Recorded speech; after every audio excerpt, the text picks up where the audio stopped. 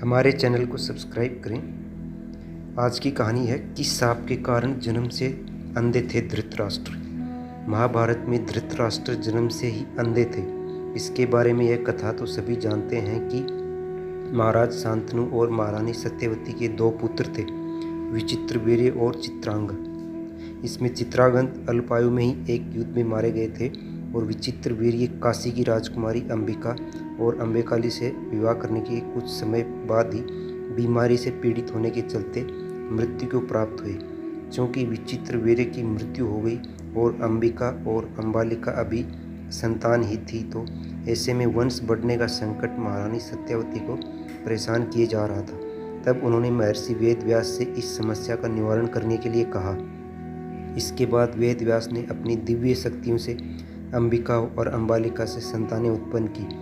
कथा मिलती है कि अंबिका वेदव्यास का तेज सहन नहीं कर पाई और उन्होंने अपने नेत्र बंद कर लिए। इसके बाद उनसे उत्पन्न हुई संतान यानी थी धृतराष्ट्र अंधा पैदा हुए। लेकिन उनके अंधेपन का एक और कारण है जिसके बारे में बहुत कुछ कम लोग ही जानते हैं। यह कारण था उन्हें सांप मिला। सांप। धृतराष्ट्र अपने पूर्व जन्म में बहुत ही पापी राजा थे। वह किसी की भी भावनाओं का ख्याल नहीं रखते थे। महज अपनी प्रसन्नता के लिए वह किसी को भी परेशानी में डाल देते थे। ऐसी ही कथा मिलती है कि एक बार एक हंस का जोड़ा अपने बच्चों के साथ आराम से विचरण कर रहा था। तभी राजा धृतराष्ट्र ने आदेश दिया कि उस हंस की आंख फोड़ दी जाए। उनके आदेश के चलते ऐसा ही किया गया। इसके बाद अगले जन्म में धृतराष्ट्र जन्मांध यानी कि जन्म से ही अंधे पैदा हुए। राजा धृतराष्ट्र ने अपने पूर्व जन्म में जिस हंस के जोड़े की आंखें फोड़ने का आदेश दिया था, उसी के साथ यह भी उस हंस के बच्चे को भी मारने का आदेश दिया था।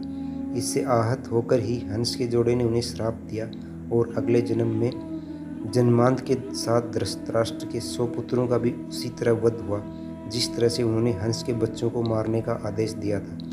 धृतराष्ट्र के लिए उनकी पत्नी गांधारी का समर्पण भाव इतना गहरा था कि यह ज्ञात होते ही धृतराष्ट्र जन्मांध है, उन्होंने भी अपनी आंखों पर पट्टी बांध ली और आजीवन बांधे ही रखी।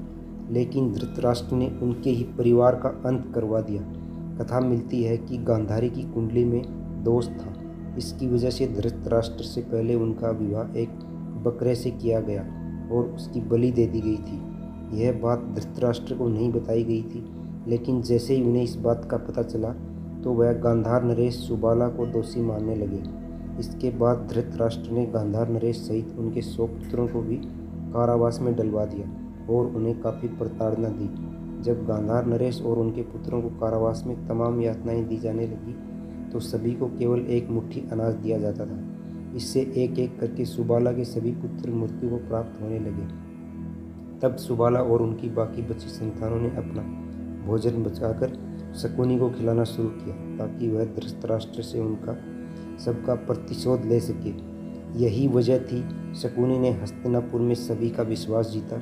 इसके बाद उसने दुर्योधन को गलत नीतियां सिखाकर युधिष्ठिर के खिलाफ किया और इस तरह कई ऐसे गलत कार्य करवाए जो महाभारत का आधार बने। जब महाभारत का युद्ध समाप्त हुआ तो धृतराष्ट्र बेहद दुखी थे, क्योंकि सभी पुत्रों के साथ उनके अति प्रिय पुत्र दुर्योधन और दुशासन का भी अंत हो चुका था।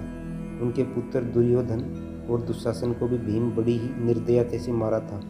यही वजह थी कि उन्होंने भीम को मारने की योजना बनाई। तो जब पांडव धृतराष्ट्र को प्रणाम करने पहुंचे और एक एक करके अपना नाम लेने लगे, तभी भीम का नाम आते ही धृतराष्ट्र ने उन्हें कसकर गले लगा लिया। उनकी पकड़ इतनी कठोर थी कि खुद उनके मुंह से भी खून निकलने लगा और वह भूमि पर गिर पड़े। सहसा उनका क्रोध शांत हुआ तो वह व्याकुल हो उठे कि उन्होंने ये कैसा अपराध कर डाला। लेकिन बाद में श्री कृष्ण ने उन्हें बताया कि भीम जीवित है, जिसका नाश हुआ वह तो उनकी मूर्ति थी। तब जाकर उन्हें शांति मिली। गांधारी पांडवों के साथ ही एक ही महल में निवास करने लगे थे, लेकिन भीम आए दिन ही ऐसी वाणी का प्रयोग करते कि धृतराष्ट्र आहत हो जाते। बहरहाल इसी तरह तकरीबन 15 वर्ष बीते। तभी एक दिन उनके मन में वैराग्य का भाव जागृत हुआ और वह पत्नी गांधारी के साथ वन को चले गए। धन्यवाद।